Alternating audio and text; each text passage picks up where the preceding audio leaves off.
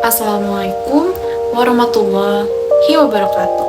Perkenalkan, saya Ananda Putri Aulia dari kelas AKP 21A.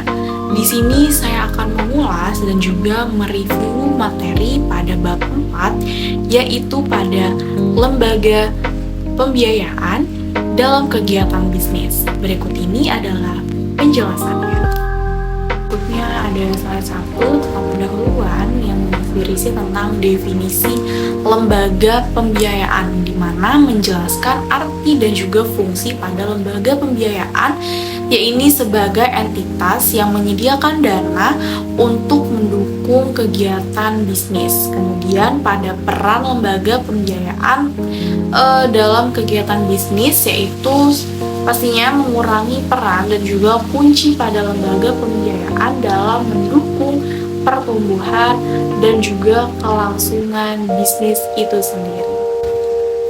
Yaitu pada slide 2 terdapat jenis-jenis lembaga pembiayaan. Yang pertama itu ada bank konvensional, yang dimana menjelaskan peran bank dalam memberikan kredit dan juga layanan keuangan konvensional. Lalu yang kedua itu ada lembaga keuangan mikro, yang dimana mendiskusikan kontribusi lembaga keuangan mikro terhadap pemberdayaan ekonomi masyarakat kecil. Kemudian yang ketiga yaitu ada perusahaan pembiayaan atau leasing, ini mana pada bagian ini membahas cara perusahaan pembiayaan ini mendukung perusahaan dengan menyediakan solusi leasing. Lalu yang selanjutnya itu ada koperasi pembiayaan, di mana menjelaskan tentang apa itu peran dari koperasi dalam memberikan akses pembiayaan kepada anggotanya. Lalu yaitu selanjutnya ada peer-to-peer lending, itu yang dimana menggambarkan konsep peer-to-peer lending sebagai bentuk pembiayaan melalui platform digital. Oke, pada slide 2 ini menjelaskan mengenai pengenalan jenis-jenis lembaga pada pembiayaan yang memberikan kerangka kerja yang baik, merinci variasi entitas yang dapat digunakan oleh perusahaan, dan ini juga membantu pendengar untuk memahami diversitas opsi pada pembiayaan. Slide 3 di mana terdapat fungsi lembaga pembiayaan. Oke, pasti pertama sebagai pemberian kredit pembiayaan, mendeskripsikan inti dari fungsi lembaga pembiayaan itu sendiri. Kemudian kedua ada penghimpunan dana, di mana menjelaskan bagaimana lembaga pembiayaan tersebut mengumpulkan dan juga mengelola dana dari berbagai sumber. Lalu yang ketiga yaitu layanan keuangan dan investasi, yang dimana menyoroti peran lembaga pembiayaan dalam menyediakan layanan keuangan dan juga investasi. Selanjutnya itu ada mitigasi resiko keuangan, yang dimana mendiskusikan cara lembaga pembiayaan mengelola resiko finansial yang terkait dengan operasinya. Jadi, fungsi daripada lembaga pembiayaan ini yaitu sebagai penekanan lembaga pembiayaan yang memberikan suatu gambaran komprehensif tentang peran vital terhadap dalam kegiatan bisnis, serta memahami bagaimana mereka mengelola resiko yang dapat membantu perusahaan dalam pengambilan keputusan. Pada slide 4 terdapat peran lembaga pembiayaan dalam penggambaran bisnis, yang dimana yaitu yang pertama mendorong akses modal usaha. Di situ menjelaskan bagaimana lembaga pembiayaan ini mendukung dari akses modal bagi pelaku bisnis. Kemudian yang kedua yaitu mendukung pertumbuhan ekonomi lokal, ini mana menyoroti dampak positif dari lembaga pembiayaan pada pertumbuhan ekonomi daerah. Serta ketiga memberikan bagaimana solusi pembiayaan yang sesuai. Dan ini membahas pentingnya bagi lembaga pembiayaan dalam menyediakan solusi sesuai dengan kebutuhan bisnis. Maka dari apa yang dibahas pada slide 4 ini yaitu menyoroti pada dampak positif lembaga pembiayaan dalam memberikan dorongan bagi pertumbuhan bisnis ekonomi lokal.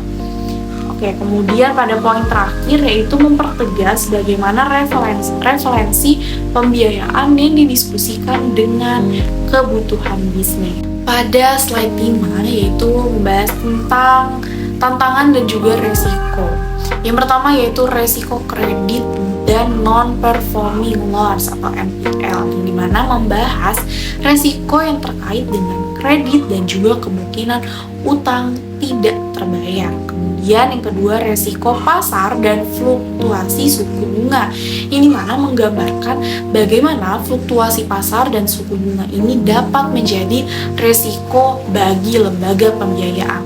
Ketiga yaitu sebagai peraturan dan kepatuhan, yang dimana menyoroti pentingnya mematuhi peraturan dan dampaknya terhadap operasi lembaga pembiayaan. Pada slide 5 ini yaitu membahas bagaimana pembahasan resiko memberikan pemahaman yang realistis tentang tantangan yang mungkin dihadapi lembaga pembiayaan. Pada slide 6 yaitu ada studi kasus. Contoh sukses bisnis yang mendapatkan pertama pembiayaan, yaitu menyajikan kasus sukses untuk memberikan ilustrasi konkret. Kemudian yang kedua yaitu pembelajaran dari kasus tertentu, dan ini biasanya membahas suatu pelajaran yang dapat diambil dari studi kasus yang disajikan. Maka pada slide 6 ini inklusi studi kasus itu memberikan dimensi praktis dan juga mengilustrasikan cara perusahaan dapat mengoptimalkan pembiayaan untuk kesuksesan bisnisnya, sehingga pembahasan pada pembelajaran ini memberikan nilai tambah. Slide 7 yaitu ada strategi menghadapi tantangan. Pertama, diverifikasi portofolio. Ini mana menggambarkan pentingnya diverifikasi sebagai strategi untuk mengurangi yang namanya resiko. Kemudian yang kedua, menerapkan analisis resiko yang cermat, yang mana menekankan perlunya menganalisis resiko ini secara teliti. Kemudian yaitu selanjutnya keterlibatan aktif dengan peminjaman atau penerimaan pembiayaan, yang dimana menyoroti nilai interaksi aktif dengan peminjaman atau penerimaan pembiayaan. Maka pada slide 7 ini yaitu strategi yang diusulkan ini memberikan wawasan praktis dan juga actionable bagi lembaga pembiayaan. Pada poin ketiga yaitu menekankan pentingnya keterlibatan langsung dalam mengelola risiko. Maka kesimpulannya yaitu yang pertama pentingnya lembaga pembiayaan dalam ekosistem bisnis. Ini mana pada bagian tersebut yaitu mengulang peran strategi dalam lembaga pembiayaan, dan juga yang kedua pemahaman dari risiko dan strategi untuk sukses. Pada bagian ini merangkum pentingnya memahami risiko dan juga menerapkan strategi yang sesuai. Demikianlah materi yang telah saya sampaikan, semoga dapat dimengerti dan juga bermanfaat. Saya akhiri, wabillahi taufiq wal hidayah. Wassalamualaikum warahmatullahi wabarakatuh.